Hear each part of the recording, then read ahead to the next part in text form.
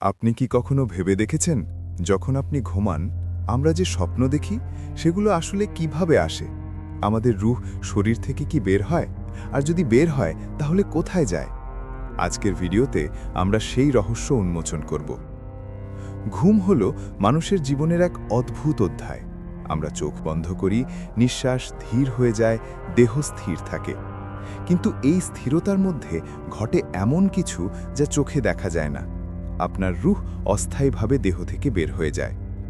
রূহ যখন বের হয় এটি পুরো দেহ ত্যাগ করে না, বরং এটি কিছুটা দেহের সীমার বাইরে ভ্রমণ শুরু করে। কিছু সময় এটি পৃথিবীতে থাকে, আমাদের চিন্তা, স্মৃতি, চারপাশের পরিবেশের সঙ্গে সংযুক্ত। আবার কিছু সময় এটি চলে যায় অদৃশ্য জগতের দিকে, যেখানে স্বপ্নের আকারে আমাদের অভিজ্ঞতা প্রতিফলিত হয়।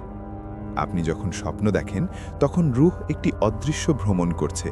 এটি বিভিন্ন জায়গায় যায়, কখনো পৃথিবীর সাথে সংযুক্ত থাকে, কখনো আধ্যাত্মিক বাস্তবতার মধ্য দিয়ে ভ্রমণ করে। এই সময় রূহ বিশ্রামও নেয়, শক্তি পুনর্নবীকরণ করে এবং মানসিক ও আধ্যাত্মিক ভারসাম্য তৈরি করে। হাদিসে এসেছে, ঘুম হল মৃত্যুর অল্প স্বাদ। যখন মানুষ ঘুমায় তখন তার রূহ দেহ থেকে কিছু সময়ের জন্য আলাদা হয়। অর্থাৎ ঘুমের সময় আপনার রূহ দেহে থাকে না, কিন্তু সম্পূর্ণ নিরাপদ এবং আল্লাহর নিয়ন্ত্রণে থাকে।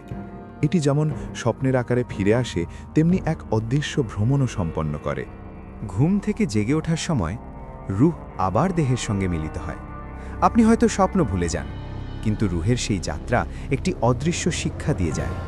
প্রতিটি স্বপ্ন, প্রতিটি অনুভূতি, এগুলো কেবল কল্পনা নয়, এগুলো হলো রূহের ভ্রমণের সংক্ষিপ্ত প্রতিফলন। ঘুমের সময় রূহ কেন দেহ থেকে বের হয়? এটি মানুষের জীবনের একটি আধ্যাত্মিক প্রক্রিয়া, যা মনের বিশ্রাম, শক্তি পুনর্নবীকরণ এবং আল্লাহর সৃষ্টির রহস্য বোঝার জন্য গুরুত্বপূর্ণ। রূহ যখন পৃথিবীতে থাকে তখন এটি আমাদের চারপাশের পরিবেশ এবং মানুষের সাথে সংযোগ রাখে। রূহ যখন অন্য জগতে যায় তখন এটি অদৃশ্য জগতের রহস্য এবং আল্লাহর সৃষ্টি অনুভব করে। স্বপ্নগুলো হলো সেই ভ্রমণের ছায়া প্রকাশ, যা আমাদের বোধগম্য বাস্তবতায় আসে। পরের বার যখন আপনি ঘুমোতে যাবেন, শুধু বিশ্রামের জন্য নয়, মনে রাখবেন আপনার রূহ এক রহস্যময় যাত্রা শুরু করছে, পৃথিবী এবং অদৃশ্য জগতের মধ্য দিয়ে। আপনার দেহ হয়তো শুয়ে আছে, কিন্তু রূহ অভিজ্ঞতার এক নতুন ভ্রমণ করছে।